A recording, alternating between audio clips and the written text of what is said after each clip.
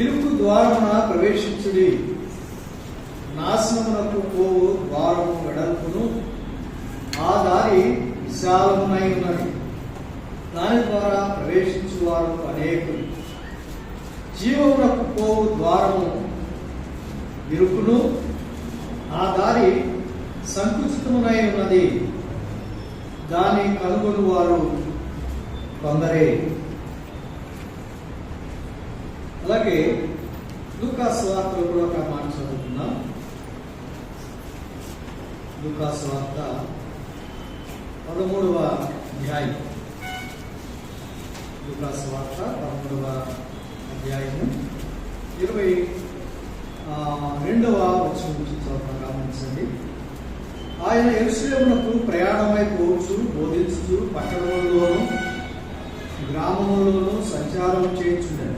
అప్పుడు ప్రభువా, రక్షణ పొందు వారు కొద్దిమందేనా అని ఆయన అడుగుగా, ఆయన వారిని చూచి, ఇరుకు ద్వారమున ప్రవేశింప పోరాడుడి, అనేకులు ప్రవేశింప చూతురు కానీ వారి వలన కాదని మీతో చెప్పుచున్నాను. దేవుడు ఈ మాటలు మన కొరకు దీవించుగాక. చిన్న మాట ప్రారంభించాం. పరిశుద్ధుడైన మా పరమ తండ్రి, ప్రేమస్వరూపి పరమమైన మా పిల్లలుగా మీ పాద సన్నిధి భాగ్యం ఇచ్చారు. మీ ప్రేమను తలపోయచ్చు, మీ ప్రియకుమారి త్యాగాన్ని జ్ఞాపకం చేసుకునే ధనిచ్చారు తండ్రి. స్తోత్రాలు చెల్లించుకున్నారు. ఆయన తిరిగి జీవం కలిగిన మీ మాటలు మేము చదువుకున్నాను. ఆయన నిలబడి నేను శక్తి లేని వాడను, జ్ఞానం లేని వాడను తండ్రి. ఆయనను మీ కృపను బట్టి నిలిపిన దేవా మీ పొందనాలు. ఆయన చేరువచ్చిన మా అందరికీ మీ మాటలు మాకు గ్రహించండి. ఆయన మీ మాటల చేత మా బ్రతుకు ఆయన మారింది, మా బ్రతుకులో క్షేమం కలిగింది. ఇంకా మీ మాటలు మాకు అనుగ్రహించమని మమ్మల్ని దీవించమని, మమ్మల్ని అందరినీ మీ కొరకు హస్తాలకు అప్పగించమని యేసు ప్రభువారి శ్రేష్టమైన నామమున స్తోత్రం చెల్లించి ప్రార్థిస్తున్నాం మా తండ్రి. ఆమేన్. ప్రభువైన యేసుక్రీస్తు వారి నామమున అందరికీ వందనాలు. మరి ప్రభువైనటువంటి యేసుక్రీస్తు వారు పలుకుతున్నటువంటి మాటలు మనం చదువుకున్నాం, ధ్యానం చేస్తూ వస్తూ ఉన్నాం. మత్తయి సువార్తలో యేసు ప్రభువారు మరి కొండ మీద ఆయన కూర్చుండి అనేకమైన సంగతులు చెప్తూ ఉన్నాడు. ఆ మాటల్లో ఆ భాగం మనం ఇప్పుడు చదువుకున్నాం. మనకు తెలుసు మత్తయి సువార్తలో 11వ అధ్యాయం 25వ వచనంలో యేసు ప్రభువారు చెప్పాడు, ప్రయాసపడి భారం మోసుకొంచున్న సమస్త జనులారా నా యొద్దకు రండి, నేను మీకు విశ్రాంతి ఇస్తాను అన్నాడు. నేను సాత్వికుడను, దీన మనసు గలవాడును గనుక మీ మీద నా కాడి ఎత్తుకొని నా యొద్ద నేర్చుకుని, అప్పుడు మీ ప్రాణములకు విశ్రాంతి కలుగును అని చెప్పాడు. ఆయన నేర్పించేవాడుగా ఉన్నాడు. ఆయన దగ్గర నేర్చుకోవాలంటే ఆయన కాడి ఎత్తుకోవాలి అని మనం ధ్యానం చేశాం. ఆయన కాడి ఎత్తుకోవాలి అనగా ఆయన ఆజ్ఞలకు విధేయత చూపించాలి, మెడవంచాలి. కాడి ఎత్తుకోవాలంటే మెడవంచాలి, అది ఇష్టపూర్వకంగా చేయాలి. ఆయన నేర్పించేవాడుగా ఉన్నాడు అని అనేకమైనటువంటి సంగతులు మనం ధ్యానం చేశాం. దేవునికి భయపడటం మనం నేర్చుకోవాలి, ఆయన కట్టడలు నేర్చుకోవాలి, ఆయన కట్టడలు అనుసరించి నడుచుకోవడం నేర్చుకోవాలి, మేలు చేయడం నేర్చుకోవాలి, అలాగే భారాన్ని భరించడం నేర్చుకోవాలి. ఇలాగ అనేకమైన సంగతులు కదా. ఆయన ప్రేమను నేర్చుకోవాలి, ఆయన సాత్వికాన్ని నేర్చుకోవాలి, ఆయన దీన మనసును నేర్చుకోవాలి, ఆయన త్యాగాన్ని నేర్చుకోవాలి. ఇలా ఎన్నో సంగతులు మనం ధ్యానం చేశాం. అంతేకాకుండా మరి ఇంకా ప్రార్థన ఎలా చేయాలో, ప్రార్థనలో ఏమేమి మనం అడగాలో, దేవుని ఎలాగో ప్రార్థన చేయాలో, ఏమని ఆయనను ఆయన గురించి ఎలాగో సంబోధించాలో, ఆయన ఎవరో, ఇలాగ అనేకమైన సంగతులు మనం నేర్చుకుంటూ ఉన్నాం, వింటూ ఉన్నాం. ఇక్కడ కూడా మనం గమనించినట్లయితే మనం సాత్వికులు ధన్యులు అన్నాడు, వారు భూలోకమును స్వతంత్రించుకుంటారు అన్నాడు. ఆత్మ విషయమై వీరులైన వారు ధన్యులు, పరలోక రాజ్యం వారిది అన్నాడు. ఇలాగూ అనేకమైన సంగతులు ఆయన బోధించిన తర్వాత ఇక్కడ 11వ వచనం 7వ అధ్యాయంలో 13వ వచనంలో అంటూ ఉన్నాడు, ఇరుకు ద్వారమున ప్రవేశించుడి అంటూ ఉన్నాడు. ఇరుకు ద్వారమున ప్రవేశించుడి. ఇవన్నీ చేయాలి అంటే చాలా ఇరుకుగా కనబడుతుంది, చాలా కష్టంగా కనబడుతుంది. ఇరుకు ఎందుకు ఇరుకుగా ఉంది అంటే మనమంతా ప్రభు నమ్ముకొని వారందరూ ప్రభు నమ్ముకోక ముందు ఎక్కడున్నారంటే విశాల మార్గంలో ఉన్నారు కదా. విశాలమైన మార్గం ఇక్కడే ప్రభు చెప్పిన మాట మనం చూస్తూ ఉన్నాం. నాశనములకు పోవు ద్వారము వెడల్పును, ఆ దారి విశాలమునై ఉన్నది. విశాలమైన ద్వారం, విశాలమైనటువంటి మార్గం. ఆ మార్గంలో గతంలో ఉన్నాం. మానవాళి అంతా ఎక్కడుందంటే ఆ విశాలమైన ద్వారంలో ప్రవేశించి ఆ విశాలమైన మార్గము గుండా ప్రయాణం చేస్తూ ఉంది. ఆ విశాల మార్గం నుంచి మనం ఏం చేయాలి అంటే ఇరుకు ద్వారాన ప్రవేశించండి అంటూ ఉన్నాడు. ఇరుకు ద్వారం ప్రవే చెప్తూ ఉన్నాడు. ఇరుకు ద్వారం ఎందుకు ఇరుగ్గా ఉంది? ఇరుకు ఎందుకు అంటే ఆ ఇరుకు ద్వారము ఒక ప్రత్యేకమైనదిగా ఉంది. ఆ ద్వారము ప్రత్యేకమైనదిగా ఉంది కదా.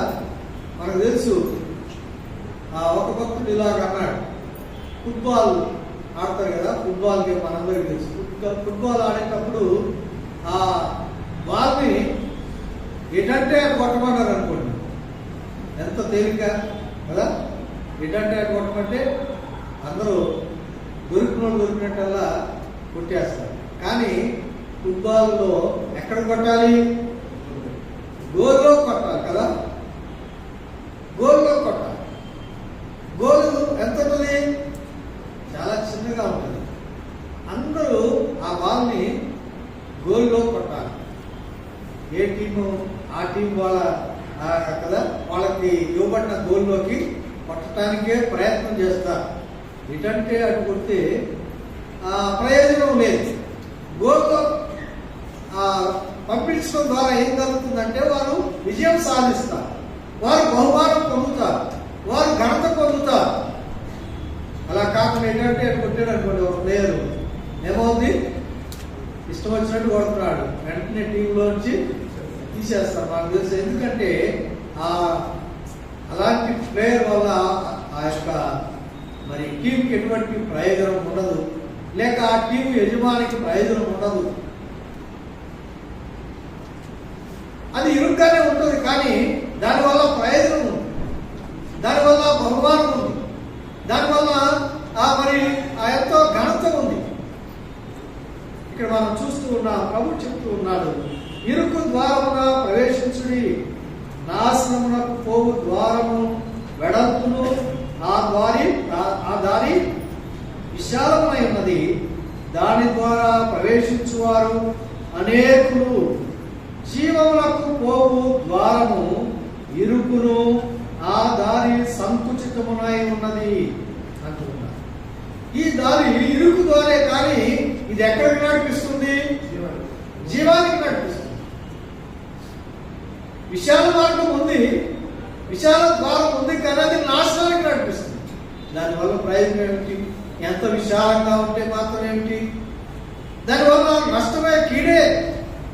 అయితే ఇరుకు మార్గం అది ఇరుకే, అది సంకుచితమైనటువంటి మార్గమే, కానీ అది జీవానికి నడిపిస్తుంది, నిత్య జీవానికి నడిపిస్తుంది, పరలోకానికి నడిపిస్తుంది.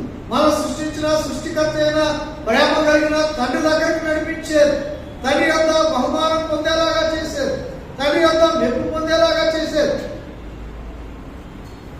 అయితే ఇరుకు ద్వారం ఇరుకు మార్గం అనేది మరి విశాల మార్గం, విశాల ద్వారం అనేది నాశనానికి నడిపించేదిగా ఉంది. కాబట్టి ప్రభు చెప్తూ ఉన్నాడు, లోకంలో విశాలమైనటువంటి పద్ధతులు, విశాలమైన హృదయం కలిగినట్టుగా ఏదంటే అది చేస్తూ మానవాళి ఎక్కడెక్కడో పోతూ ఉన్నారు కదా. ప్రభుని గురించి చెప్తూ ఉంటే క్రైస్తవుల గురించి వారికి ఏమాత్రం విశాల హృదయం లేదండి. వారు చెప్పిందే కరెక్ట్ అంటారు. ఆ యేసు ప్రభుకి అసలు విశాల హృదయం లేదు. నేనే మార్గం అంటాడు. ఏమంటాడు? నేనే మార్గం అంటాడు. వేరే వాళ్ళు ఎవరు ఆ మాట చెప్పినోళ్ళు లేరు. అంత విశాలంగా ఉన్నారు. అందుకని కొంతమంది అంటున్నారు అది చాలా ఇరుకు, చాలా కష్టం. అసలు వాళ్ళ ఇదే ఒక విచిత్రమైంది అంటున్నారు కదా. అందుబాటులో ఏంటో వాళ్ళు అన్నట్టుగా లోకం అలాగుంది. అయితే ప్రభు అంటూ ఉన్నాడు, ఇరుకు మార్గంలో ప్రవేశించండి అంటూ ఉన్నాడు. ఇరుకు మార్గంలో ప్రవేశించండి అన్నాడు. తర్వాత జీవములకు పోవు ద్వారము ఇరుకును, ఆ దారి సంకుచితమునై ఉన్నది. ఆ దారి ఇరుకు సంకుచితమై ఉన్నది. విశాల మార్గం నాశనానికి నడిపిస్తుంది. లూకాసు వార్తలో కూడా మనం చదువుకున్న వాక్య భాగం చూడండి ఒకసారి. లూకాసు వార్త 13వ అధ్యాయం 22 నుంచి మనం గమనించండి 24 వచ్చి చదువుదాం. ఆయన వారిని చూచి ఇరుకు ద్వారమున ప్రవేశింప పోరాడుడి, అనేకులు ప్రవేశింప చూతురు కానీ వారి వలన కాదని మీతో చెప్పుచున్నాను. మాట గమనించాలి. ఇరుకు మార్గం, ఇరుకు ద్వారమున ప్రవేశింప పోరాడుడి అంటూ ఉన్నాడు. ఈ ద్వారంలో ప్రవేశించాలంటే పోరాటం చేయాల్సి ఉంటుంది. చాలా మంది ప్రవేశిద్దామని చూస్తారంట కానీ వారి వల్ల కాదు. ఎందుకంటే వాళ్ళు పోరాటం చేయరు. పోరాడుడి అంటూ ఉన్నాడు. దేని మీద పోరాడాలి? దేని మీద పోరాడాలి అంటే ఎవరో మీద పోరాటం కాదు, మన మనసు మీదే పోరాడాలి, మన శరీరం మీదే పోరాడాలి, మన ఇష్టాల మీదే పోరాడాలి. మన మనస్సు మనకి ఇష్టం వచ్చినట్టుగా శరీరం యొక్క మనసు యొక్క కోరికలు నెరవేర్చుకునేటువంటి స్వభావం కలిగిన వారుగా మనం ఉన్నాం. మన ఇష్టం నెరవేర్చబడాలని కోరుకుంటాం. ప్రతి సమయంలో మనం మనకి ఇష్టం వచ్చినట్టుగా జరిగితే సంతోషం. మనకి ఇష్టం కాకుండా ఇష్టం కాని ఎవరైనా మాట్లాడితే ఇష్టం కానట్టుగా చేయమని చెప్తే మనకి చాలా కష్టంగా అనిపిస్తుంది. అందుకే మనుషులు ఏం చేశారంటే ప్రతివాడు తనకిష్టమైన త్రోవకు తొలగాడు. తనకిష్టమైన త్రోవ, మనకిష్టమైన త్రోవకు తొలగి మనం ఉన్నాం. అయితే మనకిష్టమైన త్రోవను విడిచిపెట్టాలి. అంటే మన ఇష్టాన్ని విడిచిపెట్టాలి. మన ఇష్టాన్ని విడిచిపెట్టాలి. మన ఇష్టాన్ని విడిచిపెడితేనే కానీ, మన ఇష్టాన్ని ప్రక్కన పెడితేనే కానీ మనం ఈ ఇరుకు ద్వారంలో ప్రవేశించలేము. మన ఇష్టాన్ని పక్కన పెట్టాలంటే మనం పోరాటం చేయాలి. ఎవరెవరితో పోరాటం చేయాలి? శరీరంతో పోరాటం చేయాలి. అంతేకాకుండా ఇంకొక మాట చెప్పాడు అపోస్తలుడైన పౌలు గారు ఎఫెసీ పత్రిక 6వ అధ్యాయంలో మనం చూస్తాం కదా. మనం పోరాడున్నది శరీరులతో కాదు కానీ ప్రధానులతోనూ అధికారులతోనూ ప్రస్తుత అంధకార సంబంధులకు లోకనాథులతోనూ ఆకాశ మండలమందున్న దురాత్మల సమూహములతోనూ మనం పోరాడుతున్నాం. లోకమంతా ఎక్కడుంది?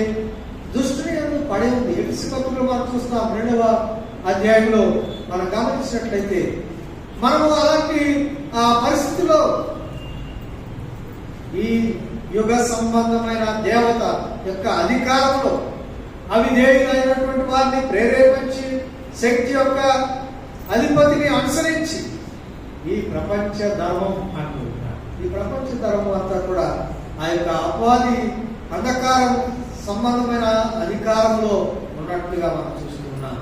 దానిని మనం ఎదిరించాలి, పోరాడి ఇరుకు ద్వారమున ప్రవేశించాలి. ఎందుకు ఇరుకు అంటే మనకిష్టం వచ్చినట్టుగా చేయడానికి లేదు, అది మనకిష్టం వచ్చినట్టుగా చేసేది కాదు, మనకిష్టం వచ్చినట్టుగా నడిచేది కాదు, మనకిష్టం వచ్చినట్టుగా ప్రవర్తించేది కాదు, మనకిష్టం వచ్చినట్టుగా మాట్లాడేది కాదు కదా.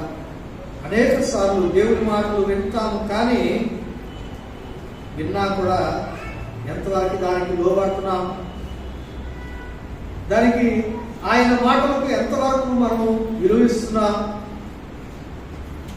ఆయన మాటలకు విలువ ఇవ్వకుండా ఎంతకాలం ఆయనతో పాటు ఉంటే, ఆయన దగ్గరకు వస్తే, ఆయన మాటలు వింటే, ఆయన మాటకు లోబడినప్పుడు దానివల్ల ప్రయోజనం ఏంటి? గత వారంలో మనం విన్నాం కదా, యోధా ఇస్కరియోతు 3.5 సంవత్సరాలు ప్రభుతో కూడా ఉన్నాడు కదా. 3.5 సంవత్సరాలు ఆ పరమ ప్రభుతో ఉండి కూడా ఆ ప్రభువుని తెలుసుకోలేకపోయాడు. ఆ గొప్ప ఘనరక్షకుడిని, ఆ ప్రేమామూర్తిని, ఆ త్యాగమూర్తిని ఆయన గ్రహించలేకపోయాడు, ఆయన మార్గం తెలుసుకోలేకపోయాడు, ఆయనకు లోబడలేకపోయాడు, ఆయనకు దేవుడు చూపించలేకపోయాడు. ఎన్ని శ్రేష్టమైన సంగతులు విన్నాడు, ఎన్ని గొప్ప ఆశ్చర్యకరమైన కార్యాలు చూశాడో, అయినా ఏం చేశాడు? తన మనసు మార్చుకున్నవాడు కాదు, తన మనసు ఆయన మీదకు మళ్ళలేదు, ఆయన చెప్పే బోధ మీద లేదు. ఉన్నాడు, ఆయనతో పాటు తిరుగుతున్నాడు, కానీ మనసు మార్చుకున్నవాడుగా లేడు. ప్రభు చెప్తున్నాడు, ఇరుకు మార్గమున ప్రవేశింప పోరాడుడి అంటున్నాడు. అంటే ఆ మార్గం ఇరుకు మార్గం. నిజానికి అసలు ప్రభు దగ్గరికి వెళ్ళడానికి మంచి మార్గమే లేదు కదా. ప్రభు దగ్గరికి వెళ్తాడు, తండ్రికి చేరటానికి మార్గం లేదు, మార్గం మూసివేయబడింది కదా. ఆదికాండంలో మనం చూస్తాం, ఆదాము హవ్వని ఏదెను తోట నుంచి పంపివేసి ఆయన ఆ మార్గాన్ని మూసివేశాడు, ఖడ్గజ్వాలతో దాన్ని మూసివేసినట్లుగా మనం చూస్తాం. మనుషుడు దేవుణ్ణి సమీపించడానికి అసలు మార్గము లేదు. అయితే మార్గము లేకుండా ఉన్నటువంటి పరిస్థితుల్లో కరుణ కలిగినటువంటి దేవుడు, కృప కలిగిన దేవుడు తన కుమారుడైన యేసు ప్రభువును మన కొరకై పంపించాడు. యోహాను సువార్తలో 14వ అధ్యాయంలో 6వ వచనంలో అదే చెప్పాడు. ప్రభు చెప్పాడు, నేనే మార్గమును, నేనే సత్యమును, నేనే జీవమును, నా ద్వారా తప్ప ఎవడు తండ్రి వద్దకు రాలేడు అని చెప్పాడు. నా ద్వారా తప్ప అన్నాడు. చూడండి, యోహాను సువార్తలో ప్రభు చెప్పిన మాట, ఆయన ద్వారం అని చెప్పిన మాట కూడా మనం చూస్తాం. యోహాను సువార్త 10వ అధ్యాయం 8వ వచనం చదువుతాం. చూడండి, యోహాను సువార్త 10వ అధ్యాయం 8వ వచనం, గొర్రెలు పోవు ద్వారమును నేనే, నాకు ముందు వచ్చిన వారందరూ దొంగలను దోచుకున్న వారనై ఉన్నారు, గొర్రెలు వారి స్వరం వినలేదు. నేనే ద్వారము, నా ద్వారా ఎవడైనా లోపల ప్రవేశించిన ఎడల వాడు రక్షింపబడిన వాడై లోపలికి పోవచ్చు, బయటకు వచ్చు, మేత మేయుచు ఉండును అన్నాడు. మాటలు జాగ్రత్తగా గమనిస్తాను. గొర్రెలు పోవు ద్వారం, ఇరుకు ద్వారం. ఏమిటి ఇరుకు ద్వారం అంటే నేనే అంటూ ఉన్నాడు. గొర్రెలు పోవు ద్వారము నేనే అంటూ, నేనే ద్వారమును 9వ వచనంలో నేనే ద్వారమును, నా ద్వారా ఎవడైనా లోపల ప్రవేశించిన ఎడల వాడు రక్షించబడిన వాడై. ఆయన ద్వారా ప్రవేశిస్తే వాడు రక్షించబడతాడు. ఆయన ద్వారా ప్రవేశించకపోతే రక్షణ లేదు. అది విశాల మార్గం, విశాల ద్వారం. ముందే చదువుకున్నాం కదా, అది నాశనానికి పోయేటువంటి ద్వారం, నాశనానికి పోయేటువంటి మార్గం. అది విశాలమైనది. దాని ద్వారా ఎవడు కూడా తండ్రి వద్దకు చేరలేడు. అయితే గొర్రెలకు ద్వారము నేనే అంటూ ఉన్నాడు. నా ద్వారా ఎవడైనా ప్రవేశించిన యెడల వాడు రక్షించబడతాడు అని చెప్తూ ఉన్నాడు. రక్షించబడతాడు అని చెప్తూ ఉన్నాడు. ఆ ద్వారం మన ప్రభువైన యేసుక్రీస్తే అని మనం చూస్తున్నాం. ఈ ద్వారము అంత తేలిగ్గా ఏర్పరచబడింది కాదు. మానవాళికి ఆ ద్వారం ఎలాగ ఏర్పరచబడింది, ఎలాగ దొరికింది అని మనం ఆలోచన చేసినట్లయితే హెబ్రీయులకు రాసిన పత్రికలో మనం చూస్తాం. చూడండి, ఒక మార్గం మరి హెబ్రీయులకు రాసినటువంటి పత్రిక 10వ అధ్యాయం, హెబ్రీ పత్రిక 10వ అధ్యాయం 10వ వచనం చదువుతాం. సహోదరులారా, యేసు మన కొరకు ప్రతిష్ఠించిన మార్గమున అనగా నూతనమైనది జీవము గలది ఆయన శరీరమును తెర ద్వారా ఏర్పరచబడినదైన మార్గమున ఆయన రక్తము వల్ల పరిశుద్ధ స్థలమునందు ప్రవేశించుటకు మనకు ధైర్యము కలిగి ఉన్నది కనుకను. ఇక్కడ ప్రభు గురించి చెప్తూ ఉన్నాడు. యేసు మన కొరకు ప్రతిష్ఠించిన మార్గమున అంటూ అక్కడ మాట చెప్తూ ఉన్నాడు. చూడండి, ఆయన శరీరము అను తెర ద్వారా ఏర్పరచబడింది.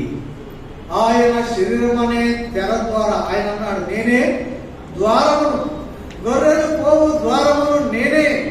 ఆయన శరీరం అనే తెర ద్వారా ఏర్పరచబడినటువంటి మార్గం అంటూ ఉన్నాడు. అది నూతనమైనటువంటి మార్గం. ఎప్పటి వరకు ఆ మార్గము లేదు. మానవాళికి దేవుని యొద్దకు పోయేటువంటి మార్గము మూసివేయబడి ఉంటుందిగా దేవుడే ఒక మార్గాన్ని ఏర్పాటు చేశాడు. తన కుమారుడైన యేసు ప్రభువుని పంపించాడు. ఆయన ద్వారా మార్గాన్ని ఏర్పాటు చేశాడు. అది ఆయన శరీరం అనే తెర ద్వారా ఏర్పరచబడిన మార్గం. ఆ మార్గం ఏర్పడటానికే, ఆ ద్వారం ఏర్పడటానికే ఎంతో గొప్ప వెల ప్రభు చెల్లించినట్లుగా మనం చూస్తూ ఉన్నాం. ఆయన శరీరం అనే తెర ద్వారా ఏర్పరచబడినటువంటి మార్గం ఇది. ఆయన మరి పరలోకమందున్నటువంటి మన ప్రభువు మన కొరకు ఈ లోకానికి దిగి రావాల్సి వచ్చింది. ఆ మార్గం ఏర్పాటు చేయడానికి, ఆ ద్వారాన్ని ఏర్పాటు చేయడానికి ఆయన మన కొరకై ఎంతో శ్రమ, యాతన, వేదన అనుభవించవలసి వచ్చింది.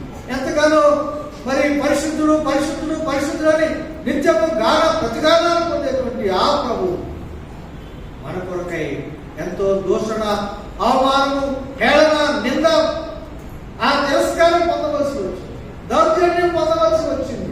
ఆ మార్గము, ఆ ద్వారము తేలికగా వచ్చింది కాదు, ఊరకే వచ్చింది కాదు.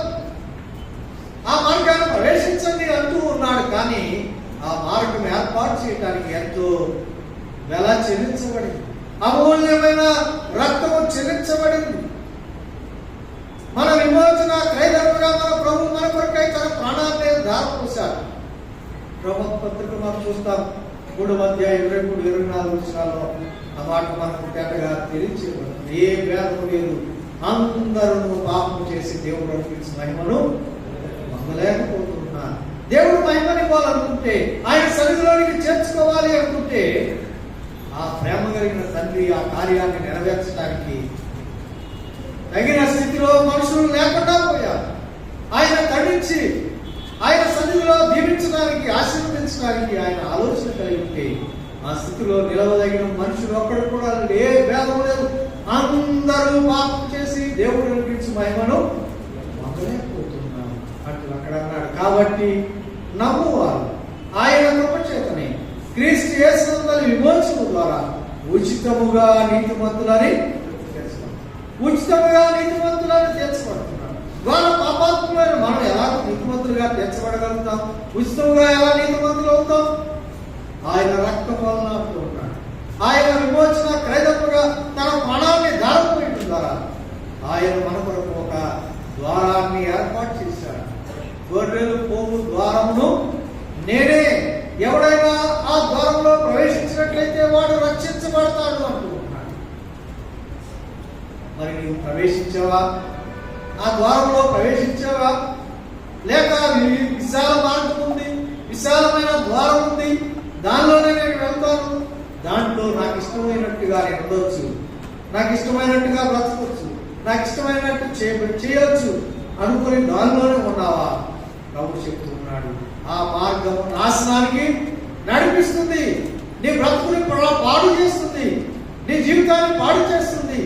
నిన్ను ప్రేమించేటువంటి వారికి నీవు చూపించాల్సినటువంటి ప్రేమకు బదులుగా నువ్వు కీడు చేసేవాడుగా ఉంటావు, నిన్ను నీవే నాశనం చేసుకునేవాడుగా ఉంటావు, నాశనానికి వెళ్ళిపోయేవాడుగా ఉంటావు. నిత్యము ఎంతో సంతోషంతో బ్రతకాలని దేవుడు కోరుకుని ఉంటుండగా నీవు ఆ మార్గాన్ని కోరుకోకుండా ఆ ప్రభు ద్వారాన్ని ప్రవేశించుకుంటా నీకు ఇష్టమైనట్టుగానే బ్రతుకుతావా? అయితే ఏం జరుగుతుందో ప్రభు తేటగా చెప్పాడు. ఆ ద్వారా ప్రవేశించి ఆ విశాల మార్గంలో ప్రయాణించిన వారు నాశనానికి వెళ్ళిపోతూ ఉన్నారు, నిత్య నాశనానికి వెళ్ళిపోతూ ఉన్నారు.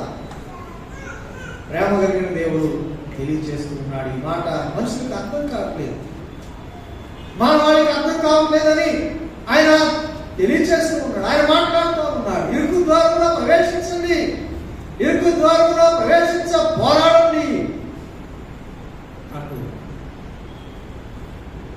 ఈ ఉదయకాల సమయంలో వాక్యం వారు ఇంకా అలా లోకాక్షరంలోనే ఉండి, లోక పద్ధతుల్లోనే ఉండి, సొంత ఇష్టాలు నెరవేర్చుకుంటానే వదిలే ఈ ఇరుకు మార్గం, వదిలే ఈ ఇరుకు ద్వారం, దీనిలోకి వెళితే చాలా ఇరుకుగా ఉంటుంది, చాలా కష్టంగా ఉంటుంది, మన ఇష్టం నెరవేరదు అని చాలామంది దాని నుంచి వెళదామని ఆలోచన చేస్తారంటారు కదా. దానిలో చూస్తారు కానీ వారి వల్ల కాదు. ఎందుకు కాదు? వారి వల్ల కాదంటే వారు తమ ఇష్టాన్ని విడిచిపెట్టడానికి ఇష్టపడటం లేదు, ఆ పాపాన్ని విడిచిపెట్టడానికి ఇష్టపడటం లేదు, లోకాన్ని విడిచిపెట్టడానికి ఇష్టపడటం లేదు. ప్రభు చెప్పిన మాటలు తెలిసి మనకి స్వార్థం మనం చూస్తున్నాం. వెలుగు లోకంలోనికి వచ్చారు కానీ మనుషులు వెలుగును ప్రేమింపక చీకటినే ప్రేమించారు. ఎందుకంటే తమ క్రియలు చెడ్డమైనందున, తమ క్రియలు చెడ్డవిగా కనపడకున్నట్లుగా వారు వెలుగునంతకు రానవరు, ఇష్టపడతారు. అది చెడు అని కనిపిస్తూ ఉంది, అది నష్టమని కనిపిస్తుంది. అయినా దాని మీద ఉన్నటువంటి ఆశ, తన ఇష్టం మీద ఉన్నటువంటి ఆశ విడిచిపెట్టకుండా మనుషులు నష్టపోతూ ఉన్నారు, నాశనానికి వెళ్ళిపోతూ ఉన్నారు మనం చూస్తున్నాం. అయితే ఇక్కడ మనం గమనిస్తూ ఉన్నాం, ఎవరైనా ఇష్టపడితే, ఎవరైనా ఈ ఇరుకు ద్వారంలో ప్రవేశించడానికి ఇష్టపడితే ప్రభు చెప్తూ ఉన్నాడు, ఈ ద్వారమున ప్రవేశించినటువంటి వాడు రక్షించబడతాడు.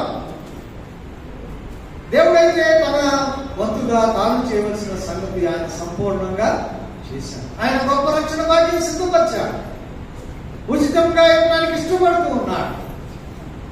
యోహాను సువార్తలో మనం చూస్తే, యోహాను మొదటి పత్రికలో 10వ అధ్యాయం 9వ వచనంలో మనం గమనిస్తాం, మనము మన పాపములను ఒప్పుకుని ఎడల ఆయన నమ్మదగిన వాడు, నీతిమంతుడు కనుక ఆయన మన పాపములను క్షమిస్తాడు, సమస్త దుర్నీతి నుండి మనల్ని పవిత్రులుగా చేస్తాడు అని చెప్పారు. ఎన్నోసార్లు ఈ మాటలు వింటూ కూడా మనసు లోబడకపోతే ఏమవుతున్నారని అర్థం.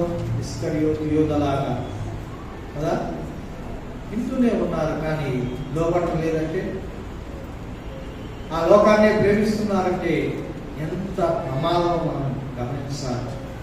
ప్రభు చెప్తున్నాడు, ఎవడైనా ఈ ద్వారమున ప్రవేశించిన ఎడల రక్షించబడిన వాడై లోపలికి పోవచ్చు, బయటికి వచ్చు మేత మేయించు ఉండును అంటున్నాడు.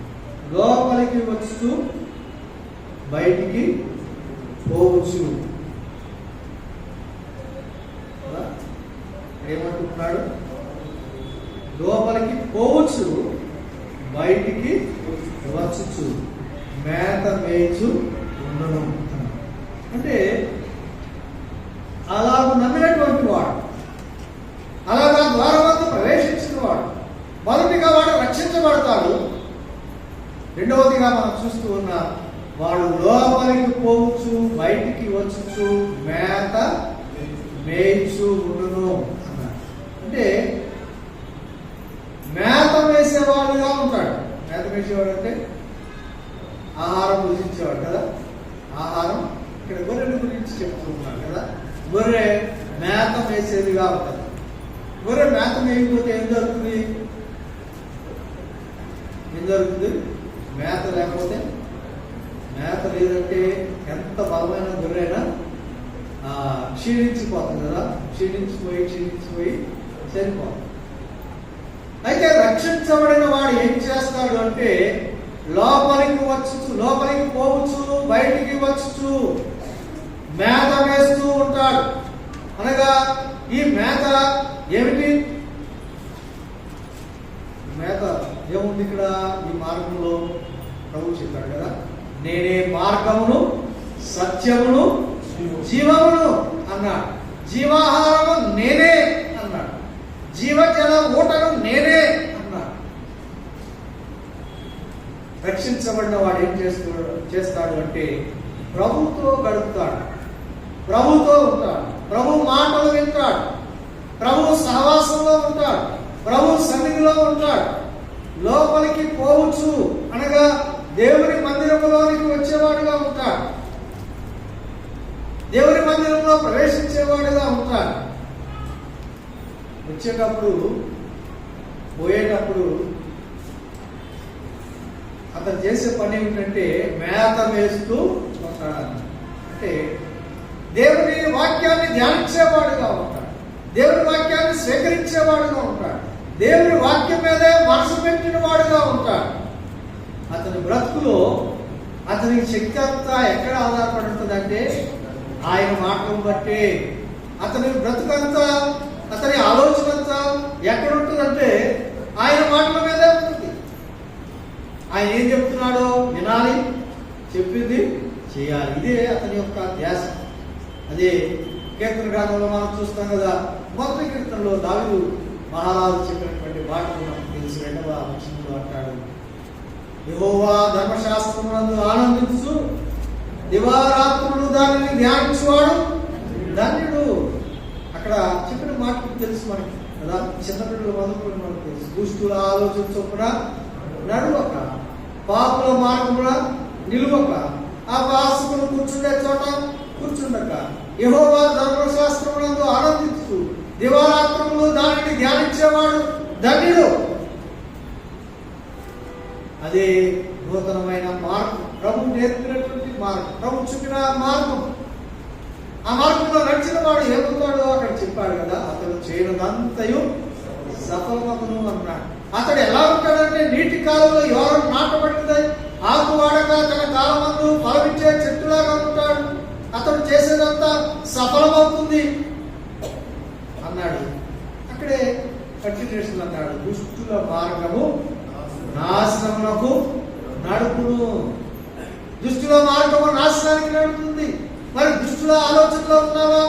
పాపుల మార్గంలో నిలిచావా? అపాసులు కూర్చుండే చోట కూర్చుంటున్నావా? లేక దేవుని వాక్యమందు ఆనందం ఉందా? దేవుని వాక్యాన్ని ధ్యానించేటువంటి తత్వం ఉందా? ఆయన మాటలు ఇష్టంగా ఉన్నాయా? ఏదో ఉంటేలే అది చెప్తా ఉంటారులే, ఏదో చెప్తా ఉంటారు. కొంతమంది అనుకుంటారు దేవుని మందిరానికి వెళ్ళి వస్తే చాలు, ఆ రొట్టె ఇచ్చే టైంకి పోయి తీసుకొని వచ్చేస్తే చాలు అనుకునే వాళ్ళు కూడా లోకంలో లేకపోలేదు. అయితే మనలో ఉన్నారా? సంఘంలో అలాంటి వారు ఉన్నారా? ఆయన మాటలు మన బ్రతుకులు బాగు చేసేవనేటువంటి సంగతి మనకి ఏమైనా గ్రహింపు ఉందా? మనం పరీక్ష చేసుకోవాలి. ఆయన మాటలు నిత్య జీవం కలిగినటువంటి మాటలు. ప్రభు చెప్పిన మాటలు మనకు తెలుసు. నా మాటలు విని దాని చొప్పున చేసేవాడు బండ మీద తన ఇల్లు కట్టుకున్న బుద్ధిమంతుని పోలి ఉంటాడు. ఎన్నో సంగతులు చెప్పాడు. ఆయన లోకానికి దిగి వచ్చాడు, మనతో గడిపాడు. ఎందుకు ఈ వాక్యం అంతా ఎందుకు ఇచ్చాడు అంటే 2 సంగతులు దానిలో కనబడుతూ ఉన్నాయి. ఆయన నమ్ముకోవాలి, ఆయన నమ్ముకున్నటువంటి వారమైన మనము రక్షించబడిన వారుగా ఆయన మాట వింటూ ఆయన మార్గంలో నడవాలి. ఇరుకు ద్వారమున ప్రవేశించండి అన్నాడు. అంతేకాకుండా మార్గం కూడా ఇరుగ్గానే ఉంది కదా, ఇరుకు కదా. చాలా మంది ఏమనుకుంటారంటే ఆ ద్వారంలో ప్రవేశిస్తే చాలు, తర్వాత అంత విషయాలు ఉన్నాయి కదా. ప్రభు నమ్ముకుంటే చాలు, తర్వాత ఏమైనా చేయొచ్చు. మధ్య అలా చెప్పేటోళ్ళు ఉన్నారు. ఒక ఆయన చాలా విచిత్రమైనటువంటి ప్రశ్న వేశాడు. నువ్వు మోసం చేసినా, దొంగతనం చేసినా, వ్యభిచారం చేసినా, ఇది నమ్మిన తర్వాత కూడా ఏమి చేసినా పరలోకం పోతావని నువ్వు నమ్ముతున్నావా అని అడిగాడు. అట్లా అంటే అలా నమ్మితేనే అది నమ్మిక. నేను ఇప్పుడు ఏదైనా చేస్తా అంటున్నాడు. కొంతమంది మీకు కూడా అలాంటి వారు కనబడతారు, మన మధ్య ఉన్నారు, అలా బోధ చేసేవారు ఉన్నారు. అయితే మనసు మారకుండా రక్షణ లేదు కదా. ప్రభు ప్రకటించడం మొదలు పెట్టడం ఏం చెప్పాడు? దేవుని రాజ్యం సమీపించి ఉన్నది, మారు మనసు పొంది సువార్త నమ్మండి. మారు మనసు లేకుండా సువార్త నమ్మని చెప్పలేదు, కానీ మారు మనసు లేకుండా సువార్త నమ్మని చెప్పేవాడు. న్యూస్ కదా, వార్తలు, సువార్త పేరు ముసుగులో దుర్వార్తలు, నాశనానికి పోయేటువంటి వార్తలు చెప్తున్న వారు ఉన్నారు. జాగ్రత్తగా ఉండాలని మనం చేస్తున్నాం. ఆయన వారంలో ప్రవేశించిన వాడు రక్షించబడిన వాడై లోపలికి పోవచ్చు, బయటికి వచ్చు, మేత మేయచ్చు అనగా దేవుని సన్నిధిని ప్రేమించేవాడుగా ఉంటాడు, దేవుని ఆజ్ఞకు లోబడేవాడుగా ఉంటాడు, దేవుని చిత్రం ఏమిటో తెలుసుకోవడానికి ఇష్టపడతాడు, దేవుని చిత్తాన్ని అనుసరించి బ్రతకడానికి ఇష్టపడేవాడుగా ఉంటాడు. లోపలికి పోయేది ఎందుకు అంటే ఆయన ఏం చెప్తాడో వినటానికి, ఆయన చేసిన దాన్ని బట్టి కృతజ్ఞత చెల్లించడానికి. బయటికి పోయేది ఎందుకు? బయటికి పోయేది తన ఇష్టం వచ్చినట్టు బతకడానికి కాదు. ప్రభు చెప్తున్నాడు. బయటికి వెళ్ళి ఏం చేస్తాడు అంటే అతడు ప్రభుకి ఇష్టంగా బ్రతుకుతాడు కదా. మనకు తెలుసు ప్రభు ఎన్నో సంగతులు చెప్పాడు. ఇలాగ బ్రతకండి, ఇలా ఉండొద్దు, ఇలా ఉండండి కదా. ఆ శాస్త్రులు పరిచయంతో చెప్పాడు, వారు చెప్పుదురే కానీ చేయకుండా. ఒకసారి వాళ్ళు చెప్పడానికి ఇష్టపడతాం, చేయకుండా అంటే చెప్పడానికే అన్నట్టుగా ఇతరులకు చెప్తాం, కానీ మనం చేయమంటే అది కూడా ప్రమాదం. మనము జాగ్రత్త పడవలసిన వారు. ప్రభు చెప్పాడు, ఇరుకు ద్వారమున ప్రవేశించ పోరాడుని అన్నాడు. అంతేకాదు, ఆ మార్గంలో మనం పోరాటంతోనే నడవాలి. నమ్మిన వారికి చెప్పిన మాట ఏదో, మనం పోరాడినది శరీరంతో కాదు. అపోస్తలుడైన పౌలు గారు అన్నాడు, నా శరీరాన్ని నలుగొట్టుకునే దాన్ని లోబరుచుకుంటున్నాను. దేవుని బిడ్డలుగా మనం జాగ్రత్త పడాలి. ఆయన మార్గము గురించి చెప్తూ ఉన్నాడు, అది ఇరుకు మార్గం. ఎందుకు ఇరుకు అంటే, విశాల మార్గంలో నుంచి వచ్చినటువంటి మనం, మనకిష్టమైనట్టు చేయడానికి అలవాటు పడిన మనం, దేవునికి ఇష్టమైనట్టుగా చేయడానికి మనసు అంత తేలిగ్గా అంగీకరించడం లేదు కదా. ఎన్నోసార్లు మనం వింటాం, ప్రార్థన చేయాలని చెప్తాం, వింటాం, కానీ ప్రార్థన కదా. కుటుంబంలో పిల్లలాగా తల్లిదండ్రులు విధేయులై ఉండండి అంటే తల్లిదండ్రులకి విధేయత చూపించడానికి ఇష్టపడాలి. తండ్రులాగా మీ పిల్లలను ప్రభు యొక్క శిక్షలో బోధలో వారిని పెంచండి అంటే మనమే ఉన్నాం కదా. ఎంతో ప్రమాదకరమైన సంగతి. భార్యలాగా మీ భర్తకు లోబడి ఉండండి అంటే ఇష్టం ఉంటుంది, కష్టం. భర్తలాగా మీ భార్యను ప్రేమించండి అది కష్టం. దేవుని బిడ్డలు అని చెప్పుకుంటూ, దేవుని నమ్మిన వారమని చెప్పుకుంటూ, రక్షించబడిన వారమని చెప్పుకుంటూ, ఆయన చెప్పింది చేయకపోతే నిజముగా మనం ఆ ద్వారంలో ప్రవేశించామా? ఆ మార్గంలో ప్రవేశించామా? ఆ మార్గంలో ప్రవేశిస్తే ఆ ఇరుకులో మనము సంతోషంగా ఉండగలిగిన వారుగా ఉంటాం. అప్పుడు మరి దావీదు భక్తుడు అన్నాడు, ఇరుకులో విశాలత కలగ చేసిన వాడు నీవే. నిజానికి అది ఇరుకేమి కాదు, ఎప్పుడు ఇష్టమైనప్పుడు కదా. ఇష్టం లేకపోతే ఎంత విశాలమైందని చాలా ఇరుగ్గా కనపడుతున్నారు, తెలుసు కదా. ఇష్టం లేని మనుషుల మధ్య ఉన్నాం అనుకోండి, ఎప్పుడు ఇదంతా చాలా ఇరుగ్గా అనిపిస్తుంది. అదే ఇష్టమైన మనుషులు లేకుంటే ఇరుకైనా పర్వాలేదు. ప్రభు పట్ల మనకి ఇష్టం ఉంటే, ప్రభు పట్ల మనకు ప్రేమ ఉంటే, ఆ ప్రేమామూర్తితో మనకు సరైనటువంటి సంబంధ బాంధవ్యం ఉంటే, ఆయనతో అన్యోన్య సహవాసం ఉంటే ఆ ఇరుకెంతో విశాలంగా కనపడేది కాదు. అపోస్తలుడైన పౌలు గారు అన్నాడు, నేనైతే బ్రతుకుట క్రీస్తే, సావైతే లాభం. ఆయనకి ఎంతో విశాలంగా కనబడుతుంది. ఎంతో కష్టం, ఎంతో ఇబ్బంది అయినా ఆయన ఎంతో ఇష్టపడుతూ ఉన్నాడు, ఎంతో కోరుకుంటూ ఉన్నాడు. దేవుని బిడ్డలుగా ఆయన చెప్పిన మాటలను అనుసరించి మనం బ్రతకాలి. ఆయన మాటలకు దేవుడు చూపించాలి. ఆయన ఎన్నో మాటలు చెప్తూ ఉన్నాడు, ఎన్నో సంగతులు బోధిస్తూ ఉన్నాడు. మనకు తెలుసు, ఎన్నో వింటూ ఉన్నాడు.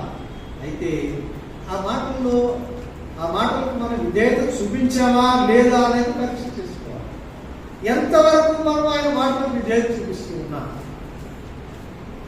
ఎంతవరకు విధేయత చూపిస్తున్నాం. ప్రభు అయితే ఆయన సంపూర్ణంగా విధేయత చూపించిన వాడు కదా. మెక్సిపట్టుకు మనం చూస్తాం, ప్రేమ కలిగి సత్యము చెబుతూ క్రీస్తు వలె ఉండటకు మనం అన్ని విషయంలో ఎదుగుదాం. అన్ని విషయాల్లో ఎదగాలి. ప్రభువులాగా ఉండడానికి మనం ఎదగాలి. మనకు ఆశ ఉందా, కోరుకుందా, ఏదో మందిరానికి వచ్చేద్దాంలే అనుకుంటున్నామా? అసలు ఎదుగుదల అనేది ఆశిస్తున్నామా? ఎదుగుదల కోరుకుంటున్నామా? ఎంతగా మనం ఎదిగాం? ప్రభువుని నమ్ముకుని ఎంతకాలమైంది? ప్రభువుని నమ్మామని ఆరాధన చేస్తున్న మనలో ఎదుగుదల ఉందా? ఆయన గురించి నోరారా పాడగలుగుతున్నామా? ఆయనను స్తుతించి ఆరాధిస్తున్నామా? మన హృదయంలో ఆయన గురించి కృతజ్ఞత కనబడుతుందా? మన బ్రతుకులో ఆయనను నమ్ముకున్నవారుగా, ఆయనను ప్రేమించేవారుగా మనలో ఉన్న ఎదుగుదల ఎంతో ఉంది. అల్ప విశ్వాసులుగా ఉన్నామా, లేక ఇంత గొప్ప విశ్వాసం ఎవరిలో కనబడలేదు అన్నట్టుగా ఉన్నామా? మనం పరీక్ష చేసుకోవాలి. ప్రభు ఎన్నో సంగతులు మనకు తెలియజేస్తూ ఉన్నాడు. వింటూ ఉన్నాం. అయితే ఇరుకు ద్వారా ప్రవేశించ పోరాడండి. అంతేకాదు, ఇరుకు మార్గంలో జీవించడానికి పోరాడండి అనుకుంటాం. పోరాటం చేయాలి. శరీరం అంత తేలిగ్గా ఒప్పుకోదు, మనసు అంత తేలిగ్గా ఒప్పుకోదు. అయితే నలగొట్టుకోవాలి అనుకుంటాం. శరీరాన్ని నలగొట్టుకోవాలి, మనసును నలగొట్టుకోవాలి, ప్రభుకి ఇష్టమైనట్టుగా బ్రతకాలి. ఆ ప్రభు చెప్తూ ఉన్నాడు, ఇరుకు ద్వారమున ప్రవేశించండి. ఎంత ప్రేమ కలిగిన దేవుడు ఆయన! ఎందుకని చెప్తూ ఉన్నాడంటే, ఆ మార్గంలో జీవం ఉంది, ఆ మార్గంలో దీవెన ఉంది, ఆ మార్గంలో ఆశీర్వాదం ఉంది. నాకు తెలుసు, ఏరోప్లేన్లో మరి ల్యాండ్ కావాలంటే ఎట్లా రావాలి? నాకు ఒక మార్గం ఉంటుంది కదా. ఎయిర్పోర్ట్లో దానికి నిర్దేశించినటువంటి మార్గంలో వచ్చి ల్యాండ్ అయితే కరెక్ట్గా ల్యాండ్. అట్లా కాకుండా ఎట్లా వచ్చింది అనుకోండి, ఏమవుద్ది? క్రాష్ అయింది, అంతే కదా. మనకు తెలుసు, విశాల మార్గం అనేది ఎప్పుడు కూడా నష్టంలో ముంచేస్తుంది. మన బ్రతుకులు భ్రష్టు పట్టిస్తుంది. కట్టడి లేకుండా బ్రతికితే, మనకి ఇష్టమైనట్టుగా బ్రతికితే, దేవుని మాటలంటే లెక్క పెట్టకపోతే, దేవుని వాక్యాన్ని నిర్లక్ష్యం చేస్తే మనల్ని పాడు చేసుకుంటాం, మనతో ఉన్నవారికి కూడా నష్టమే కలిగచేస్తాం కదా. చాలా ప్రమాదం. దేవుని మందిరంలో ఉండి ఎదగకపోతే అంటే ఎక్స్పీరియన్స్ పెరిగిపోతుంది కదా. ఎక్స్పీరియన్స్ పెరిగిపోతుంది. ఏం ఎక్స్పీరియన్స్? నమ్మేమనే ఎక్స్పీరియన్స్, దేవుని మందిరానికి వెళ్తున్నామనే ఎక్స్పీరియన్స్ పెరిగిపోద్ది. కానీ ఆత్మీయంగా ఎదగకపోతే ఏమవుతుంది? ఆత్మీయంగా ఎదగకపోతే చాలా మనం నష్టం చేసుకుంటాం, ఇతరులు కూడా నష్టము కలిగించేవారుగా ఉంటారు. ఎదిగేవారుగా ఉండాలి. ప్రభు ఎదుగుదల గురించి ఆయన వయసునందు, జ్ఞానమునందు, మనుషుల దయందు, దేవుని దయందు వర్ధిల్లుచుండెను. ఆయన ఎదిగి వర్ధిల్లుచుండెను. ఎదుగుదల కోరుతూ ఉన్నాడు. ప్రేమ కలిగిన ప్రభు ప్రాణమర్పించాడు. ఆ యొక్క పరిధిలో ఉన్నటువంటి సంఘస్థితితో ఆయన మాట్లాడుతూ అన్నాడు, మీరు ఇంకా క్రీస్తునందు పసిగడ్డలాగానే ఉన్నారు, బలమైన ఆహారం పట్టడం మీకు కష్టంగా ఉంది అన్నాడు. మనం పరీక్ష చేసుకున్నాము. మనము ఆయనకి ఇష్టమైనట్టుగా బ్రతకవలసిన వారిగా ఉన్నాం. మనస్సు మారాలి. ఇరుకు ద్వారా ప్రవేశించాలి. ఇరుకు ద్వారా ప్రవేశించి ఆయన సన్నిధిలో ఉండాలి. ఆయన సన్నిధిలో ఎంతో సంతోషము, సమృద్ధి మనకు ఉంది. కనుక మనకు తెలుసు, లూకాసువార్తలో ప్రభు చెప్పాడు 15వ అధ్యాయంలో మనుషులందరి గురించి ఆయన మరి ఎదురు చూస్తున్నాడు. మారు మనసు ఒక్క పాపి విషయమై పరలోకమందు ఎక్కువ సంతోషం కలుగును అన్నాడు. నేను సృష్టించిన సృష్టికర్తకి సంతోషం లేకుండా చేస్తున్నావా? మారు మనసు ప్రభు నమ్ముకుంటే ఆయన సంతోషిస్తాడు అన్నది. ఆయన నిన్ను దీవిస్తాడు. అక్కడ ఒక ఉపమానం చెప్పాడు. మన తెలుసు, తప్పిపోయిన కుమారుడు తండ్రి సన్నిధి నుంచి దూరమై వెళ్ళిపోయాడు. విశాలమైన మార్గానికి వెళ్ళిపోయాడు, నష్టపోయాడు. బుద్ధి వచ్చినప్పుడు ఏం చేశాడు? తిరిగి ఇంటికి, తండ్రి ఇంటికి చేరి వచ్చాడు. తండ్రి ఎంతో ప్రేమతో చేర్చుకున్నాడు కదా. ఎంత ప్రేమతో చేర్చుకున్నాడు. పరిగెత్తుకొని పోయి మెడ మీద పడి ముద్దు పెట్టుకున్నాడు. ఎన్నాళ్ళైందో స్నానం చేసి కదా, దుర్వాసనతో ఉన్నాడు. కానీ తండ్రి ప్రేమ ఆ కుమారుని చూశాడు. కానీ ఆయన అతడు ఎలాంటి దుస్థితిలో ఉన్నాడో అని పట్టించుకోడు కదా. ప్రభు మన కొరకై, పాపంతో నిండిన మన కొరకై ఈ లోకానికి వచ్చి, భ్రష్టులమైన మన కొరకై తన ప్రాణాన్ని దారిపోసాడు. ప్రాణం ఇచ్చి రక్షించాడు. తనలో చేర్చుకున్నాడు, తన ఇంట్లో చేర్చుకున్నాడు, తనతో కూడా గొప్ప భాగ్యం ఇచ్చాడు.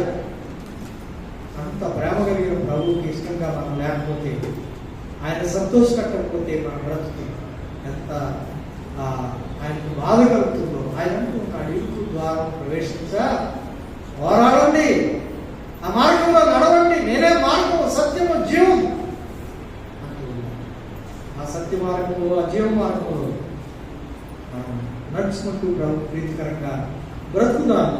దేవుని మాటను నిర్లక్ష్యం చేయక వాక్యానుసారంగా మనం బ్రతుకులు దిద్దుకున్నట్లయితే మనకి దీవెన, మన కుటుంబాలకు దీవెన, మనం రక్షించిన మన పరమ తండ్రికి దీవెన, సంతోషం.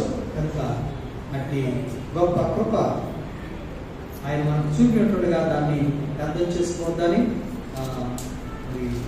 తేటగా దేవుడు మనకు తెలియజేసినట్టుగా ఆ మాటలు మనం దేవుడు మధ్యపరుచుకున్నాం.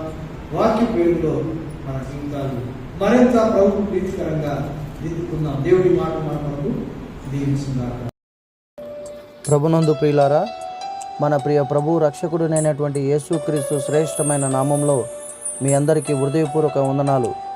ఈ సందేశంలో మీ ఆధ్యాత్మిక జీవితానికి ఎంతో మేలుకరంగా, దీవెనకరంగా, మీరు ఆత్మీయంగా బలపడుటకు సహాయకరంగా ఉన్నాయని ఆశిస్తున్నాం.